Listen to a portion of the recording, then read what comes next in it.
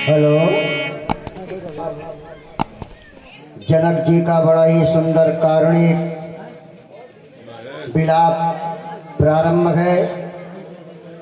सभी लोग सुने, अवश्य ही आप सबको आनंद आएगा। जनक जी का अभिनय करने के लिए कुर्था, जो साड़ गोपालपुर के पास है, कुर्था से पधारे हुए ओम प्रकाश जी त्रिपाठी जनक जी के स्वरूप में आप देख रहे हैं। बड़ा ही सभी लोगों को आनंद आएगा। सभी लोग शांति से बैठे। यद्यपि आप लोग स्वयं देखते थे कि धनुष यज्ञ के दिन कितनी भीड़ होती थी, कितनी समाज आती थी। तो इन सभी बातों को आप लोग जानते हैं, लेकिन जितने भी लोग हैं पर्याप्त है। शीतकाल का समय भी है, जिसे जाना है वो शांति से जा भी सकता है।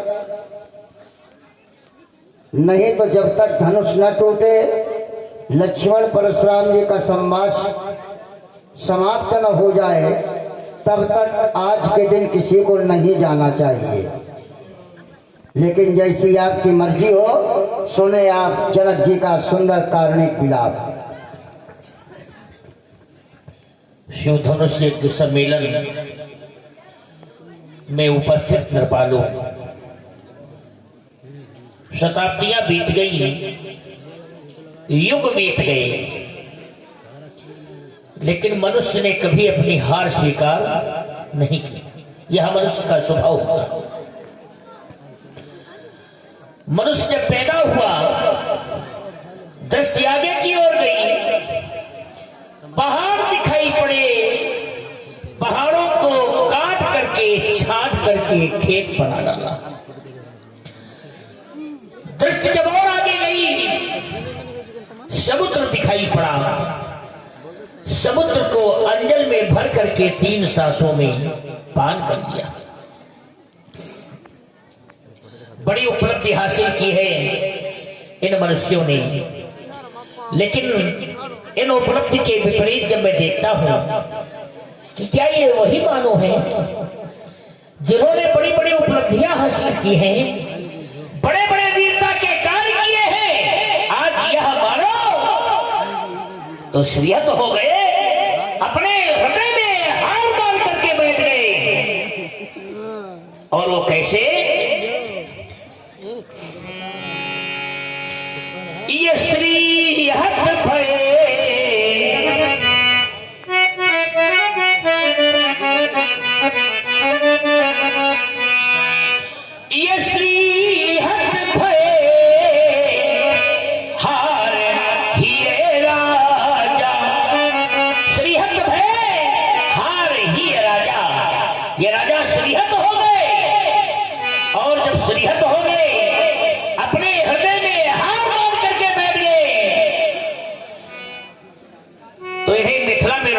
कोई अधिकार नहीं है। मिथिला का परित्याग कर दें, मिथिला को छोड़ दें, क्योंकि इन्होंने कोई शक्ति का प्रदर्शन नहीं किया, इन्होंने कोई वीरता नहीं दिखाई। तो हम कैसे माने कि ये वीर है? कैसे माने कि यह भगवानी है? अरे वीर वही होता है जो वीरता के कार्य करता है। लेकिन वीरता का कार्य इन राजाओं ने किया नहीं। तो मिथिला का परित्याग कर दे, मिथिला को छोड़ दे, मिथिला से चले जाए। शक्ति का इतना बड़ा ह्रास, वीरों की इतनी बड़ी अवनति, वीरता का इतना बड़ा पराभव मैंने कभी कल्पना नहीं की थी। यह अधिवेशन किसी एक राष्ट्र का नहीं, यह तो अंतरराष्ट्रीय अधिवेशन है, अंतरराष्ट्रीय अधिवेशन। यहाँ पर सप्त द्वीपों के नरपालों का आगमन हुआ है। जम्बू, प्रच्छ, पुष्करी, शालिमली, करोच, शाक, कुश आदि द्वीपों के नरपाल यहाँ पर एकत्रित हुए हैं। शोक, महान शोक। ये द्वीप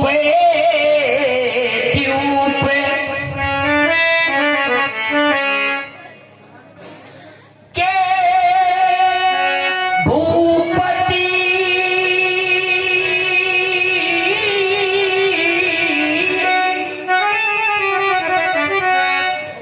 नाना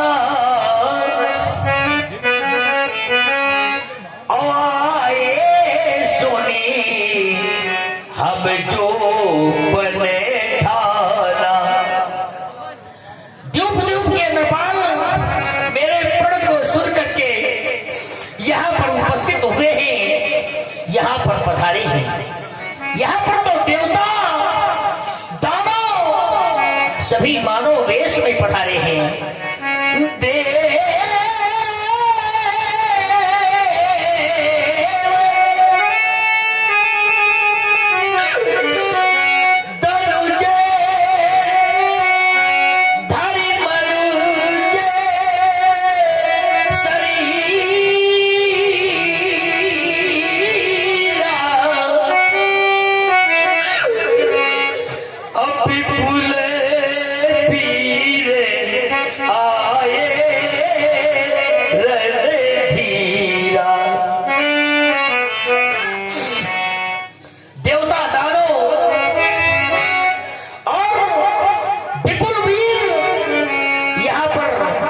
मानव वेश में पधारे हैं, लेकिन इन राजाओं के लिए, इन वीरों के लिए मैंने तीन महती सुविशेषताएं सुनिश्चित की हैं।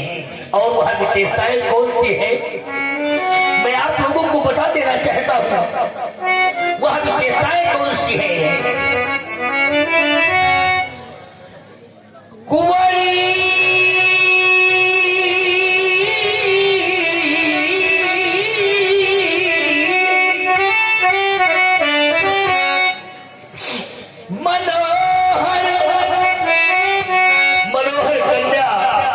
अलौकिक कन्या, यह कन्या विधाता की दृष्टि से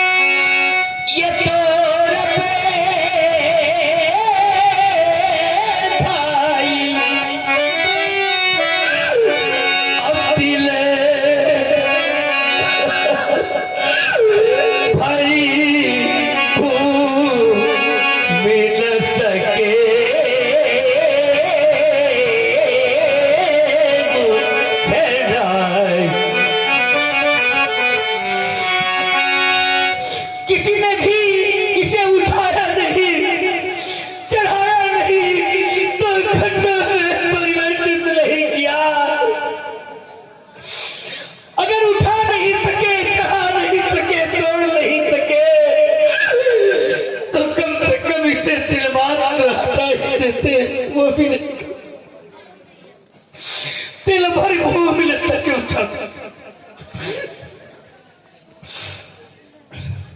यह बेटियां धान की बेल की तरह होती हैं। धान की बेल, धान की बेल उगाई कहीं और जाती है पर लगाई कहीं और। बेटी होती है धानी बेल जो कहीं उगाई जाती है। कुछ ही समय के बाद वही फिर कहीं लगाई जाती है। इन बेटियों का जीवन भी उसी प्रकार से है। इनका जन्म कहीं और होता है लेकिन जीवन यापन कहीं और होता है। मैंने तो जाना था, मैंने तो सुना था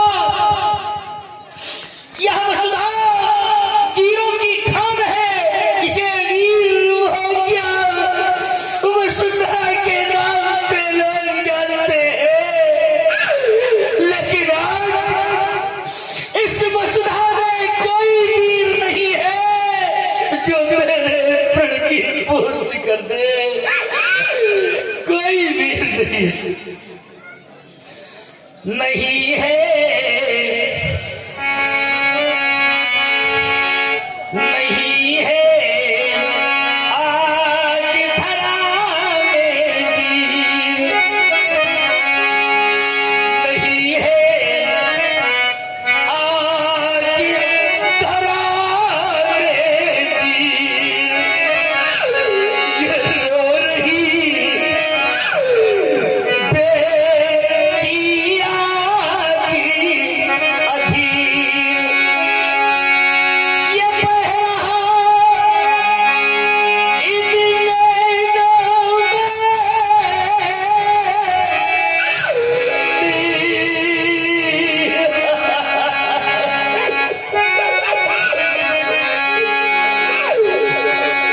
नहीं है आज धरा में वीर। नहीं है आज धरा में वीर। ये द्यूप द्यूप के भूपति आए। ये सुनकर कन्या ब्याह कहानी देवया दानव भी आए। ये विपुल वीर की बना निशानी। किंतु नहीं ये धर्म अब भी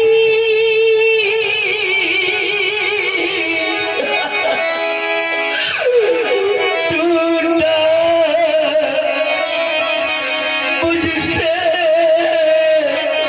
कोई पाप हुआ है। ऐसा लगता ये विधि है रूठा या फिर आज ये भाग है फूटा। ये वीर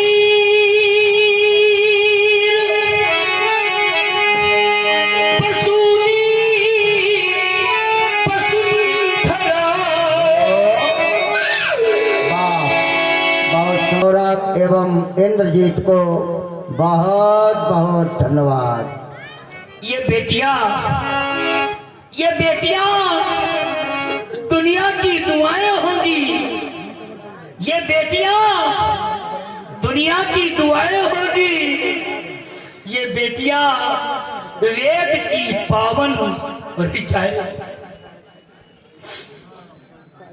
ये वीर प्रसूनी वसुंधरा इन वीरों से निर्मूल हो गई और विश्व रचयिता प्रभा से भी कैसी भारी भूल हो। पहले वो बाद में गाँव का मेरी बेटी ने बताया था पिताजी, माता गौरा ने मुझे आशीर्वचन दिया है। माता गौरा के आशीर्वचनों पर विचार करना। सुनिए सत्य आशीष हमारी, पूज्य मन कामना तुम्हारी। माता गौरा का भी आशीर्वचन मिथ्या हो गया। नारद के वचन भी असत्य हो गए। नारद वचन सदा शुचि साचा, सो पर विलई जाई मनुराजा। और ये आ गए, गौरा का भी आशीर्वचन मिथ्या हो गया। और ये आ गए भैया राम बाबूजी पाल, आपकी ओर से भी ये नारद के वचन भी असत्य हो गए। अगर देवी देवताओं के वचन असत्य हो जाएंगे तो संसार का कौन प्राणी है जो देवी देवताओं पर विश्वास करे? कोई नहीं। जिस माता ने बेटी को जन्म दिया है, और देखिए व्यास सीट की शोभा को बढ़ा रहे हैं आपकी ओर से 21 मुद्राएं महाराज श्री जनक जी के चरणों में प्रकट हुई हैं। बहुत बहुत धन्यवाद, साधुवाद।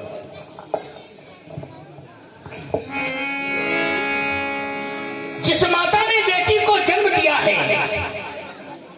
जिस माता ने बेटी को जाया है, बेटी के दर्द को, बेटी के कष्ट को वही माता समझ सकती है। और जिसने बेटी को जन्म ही नहीं दिया, बंध्या क्या जाने प्रसव पीर। जिसने और बेटी ये आ को गए वीरेंद्र भैया सोनकर अढ़ावल, देवेंद्र भाई सोनकर अढ़ावल वालों की ओर से 51 रुपए जनक जी। जाया है, बेटी के दर्द को, बेटी के कष्ट को वही माता, वही पिता समझ सकते हैं कि बेटी का दर्द क्या होता है, बेटी का कष्ट क्या होता है। जिसने जिसने कन्या जाई नहीं, वो कन्या का दुखी क्या जाने। जिस पे विवाही भटी नहीं,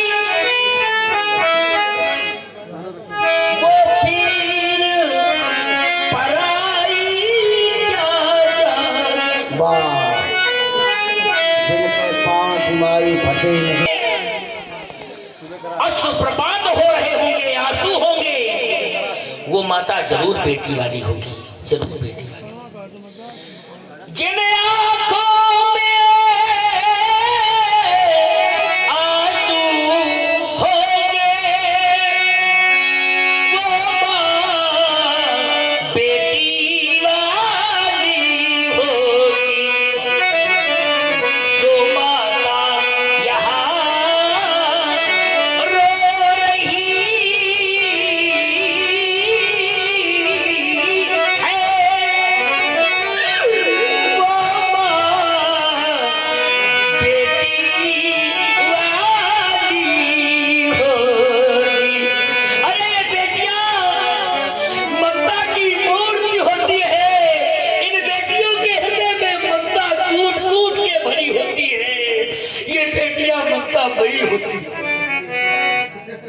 बड़े शोर हैं इनका।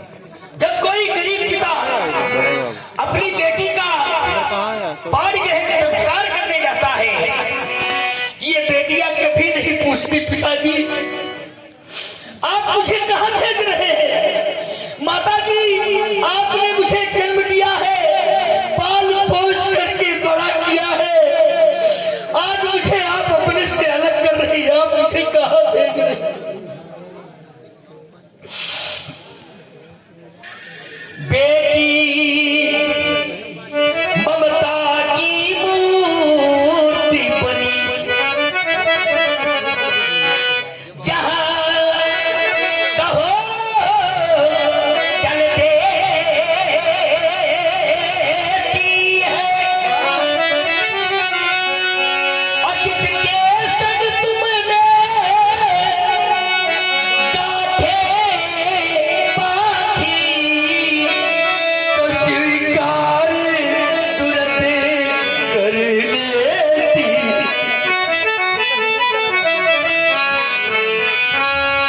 तुरंत स्वीकार लेती है। ये बेटियां कभी नहीं पूछती, ये बेटियां कभी नहीं कहती और ये आ गए हमारे भैया। हो। अपनी बेटी को सब कुछ देने के बाद भी उसके हृदय में संतोष नहीं होता। वो यही सोचते हैं कि मैंने अपनी बेटी को बहुत कम दिया है, क्या न दे, क्या न दे। बेटी को सब कुछ भी दे दो, फिर भी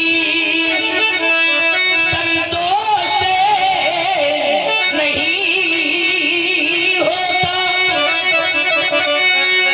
बेटी की दुख दे पिताई में हर हृदय यहाँ देखा रोता। जिस माता पिता ने बेटी की विदाई की है, बेटी की विदाई को वही माता पिता समझ सकते हैं कि बेटी की विदाई क्या होती है, और जिसने बेटी की विदाई ही नहीं की वो क्या जाने कि बेटी की विदाई क्या होती है। जिसने की बेटी पिता नहीं, वो दुखे पिता का क्या जाने। जिसने कन्या जाई नहीं, वो कन्या का दुख क्या जाए।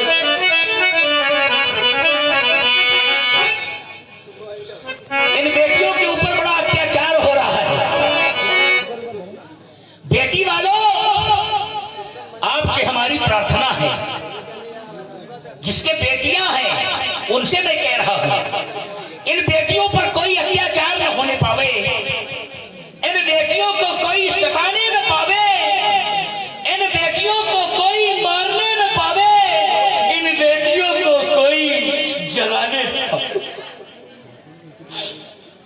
क्योंकि गरीब पिता जब अपनी बेटी का पाणी ग्रहण संस्कार करने जाते हैं, तब वो धन के लालची लोग जब उन गरीब पिताओं से धन की मांग करते हैं और ये गरीब पिता धन नहीं दे पाते हैं, तो इन बेटियों को प्रताड़ित करते हैं, इन बेटियों को मारते हैं, इन बेटियों के साथ अत्याचार करते हैं, इन बेटियों को सताते हैं, इन बेटियों को जलाते हैं। इन बेटियों की रक्षा करना आपका दायित्व है, आपका कर्तव्य है। इन बेटियों पर कोई अत्याचार न हो।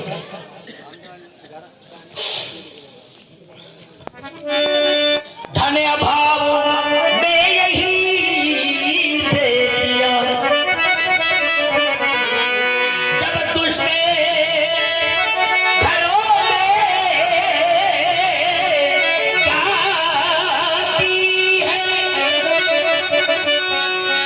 तो रोज ये मारी जाती है।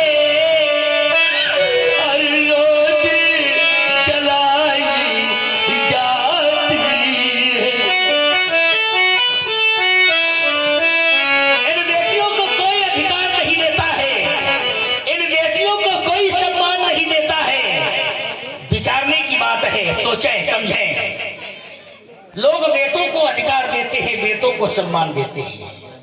जिसके संतान नहीं है वो बेटे की चाहना रखता है, बेटी की नहीं है। देवालय में जाता है, वहां भी अर्जी लगाता है तो परमात्मा से कहता है कि मुझे बेटा दो, बेटा। कोई नहीं कहता कि बेटी दो। ये सत्य है, आप विचार करके देखें। इन बेटियों को अधिकार क्यों नहीं है, बेटियों को सम्मान क्यों नहीं है, बेटों को ही क्यों है? क्या ये बेटियों बेटों से कम है? चाहे जिस क्षेत्र में ले लें, चाहे शिक्षा के क्षेत्र में ले लें, ये बेटियां ही बाजी मारती हैं, सबसे आगे आती हैं। बेटे का क्यों मान है जग में, इन बेटी का कोई मान नहीं। मुझे बताओ दुनिया वालों, ये बेटी क्या संतान नहीं? क्या ये बेटी संतान नहीं है? बेटा तो बस धन ही कमाए। बेटों को प्राथमिकता इसलिए है, बेटों को अधिकार इसलिए है कि बेटा होगा तो धन कमा करके देगा, बेटा होगा तो कुल का चिराग होगा, कुल का दीपक होगा, कुल को रोशन करेगा। लेकिन बेटियां ऐसी होती है कि पिता के यश को बढ़ाने वाली अगर कोई है तो ये बेटियां, पिता के कुल को रोशन करने वाली अगर है तो ये बेटियां हैं। ओस की बूंद की तरह होती है बेटियां, माता की प्यारी, पिता की दुलारी होती है बेटियां। माता पिता के दर्द में हमदर्द होती है बेटियां। बेटा रोशन करता है एक कुल को तो ये दो दो कुलों की लाज होती है। बेटा एक ही कुल तारता है, लेकिन ये बेटियां दो दो कुलों को तारती हैं। दो कुलों को कैसे? बेटी का बेटा पहले नाना के यहां श्राद्ध करता है, पिंडदान करता है, फिर अपने यहां श्राद्ध करता है, पिंडदान करता है, फिर गया भी जाता है, वहां पर नाना के यहां का श्राद्ध करता है, पिंडदान करता है, फिर अपने यहां का श्राद्ध करता है, पिंडदान करता है। तो बेटी का बेटा सुता सप्त विंशति कुम नाम नरता, 20 और 7 27 पुरखों को तारता है, और अपना बेटा सिर्फ 3 पुरखों को तारता है। तो 3 पुरखे तारने वाला श्रेष्ठ कि 27 पुरखे तारने वाला श्रेष्ठ? आप लोग विचार करें, बेटी वाले हमारी बातों को विचार करेंगे, बेटी वाले हमारी बातों को समझेंगे। बेटा चाहे घर छोड़ भी जाए, पर बेटी साथ न छोड़ेगी। बाबुल का घर ना छोड़े, हर घर से नाता जोड़ेगी। एक ऐसा अवसर आता है और वह अवसर सिर्फ बेटी वालों को ही प्राप्त होता है। वह कौन सा अवसर है? कन्यादान का अवसर। जिसने कन्यादान नहीं किया उसने कुछ भी नहीं किया, चाहे जितने कर्म कर ले, चाहे जितने धर्म कर ले, अगर कन्यादान नहीं किया तो सब कुछ बिगाड़ है। क्योंकि कन्यादान से बढ़कर के संसार में कोई दूसरा दान नहीं। मिल जाते इस विश्व में कर्म और धर्म हजार, लेकिन कन्यादान जगे मिले न बारंबार।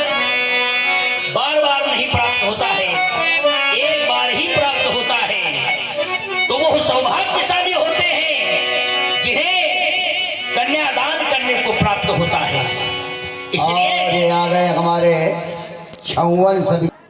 कि अपने पिता को सबसे अधिक चाहने वाली अगर कोई है तो ये बेटियां, और पिता भी अपनी बेटियों को बहुत चाहते हैं। कैसे? अगर पिता कहीं से थक करके आया है, परिश्रम करके आया है, जरा विचार करना, वहां भी बेटा भी बैठा है, बेटी भी बैठी है। पिता थक करके आ रहा है, परिश्रम करके आ रहा है, उसे प्यास लगी है, प्यास के कारण उसका कंठ सूख रहा है, दौड़ पर आता है, आवाज लगाता है, अरे है कोई मुझे जल पिलाने वाला? तो सबसे पहले बेटी ही जल लेकर के आती है और पिता के कंठ को सींचती है, पिता को जल पिलाती है। बेटा भाई जगत में सब स्वार्थ है,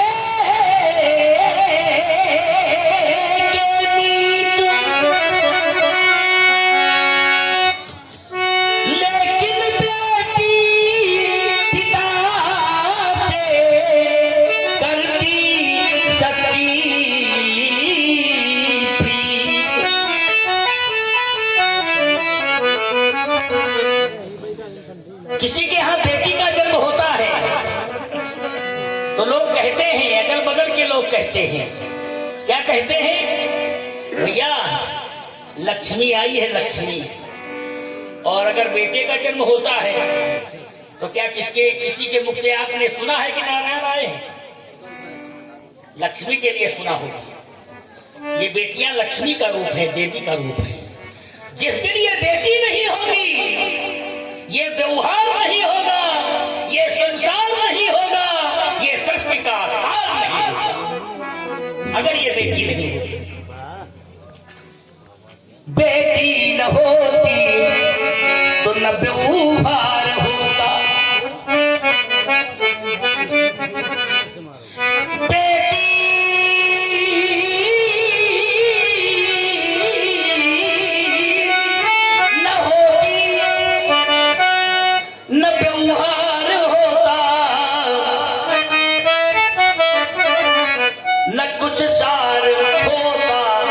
संसार होता।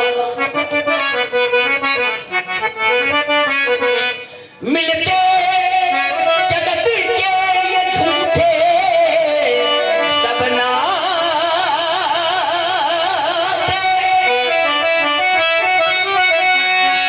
तो ये निराकार भी ना साकार होता।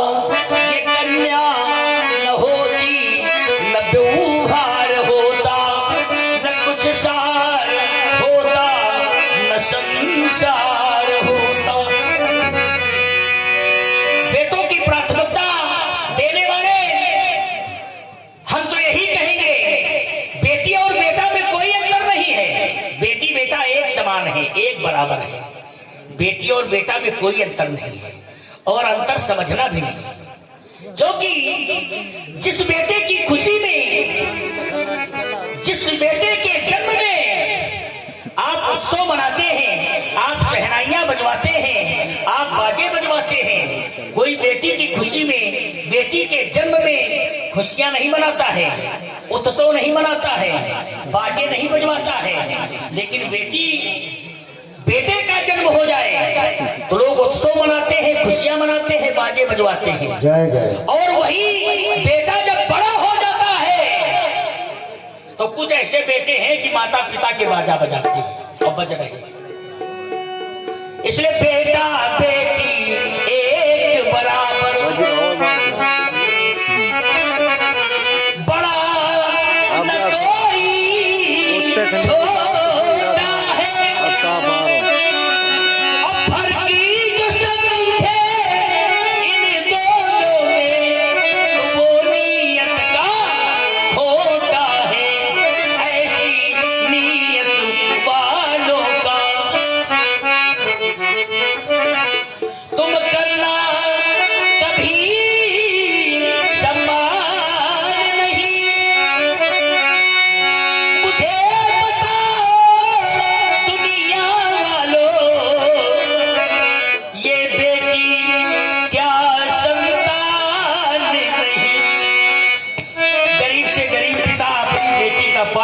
संस्कार करते हैं, लेकिन आज मैं राजा होकर के भी अपनी बेटी के मांग में सिंदूर न भरा सका, अपनी बेटी के हाथ भी न करा सका।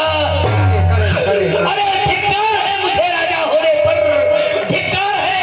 अगर मैं जानता धरा इन फूलों से खाली है तो करता फिर नहीं ऐसा बिना कीमत के। ये सभी सोच रहे होंगे जनक प्रतिज्ञा भंग करेंगे, नहीं धनुष जब टूट सकेगा तो क्या सीता को कुंवारी रखेंगे? ये आशा लिए हुए हम बैठे हैं। आशा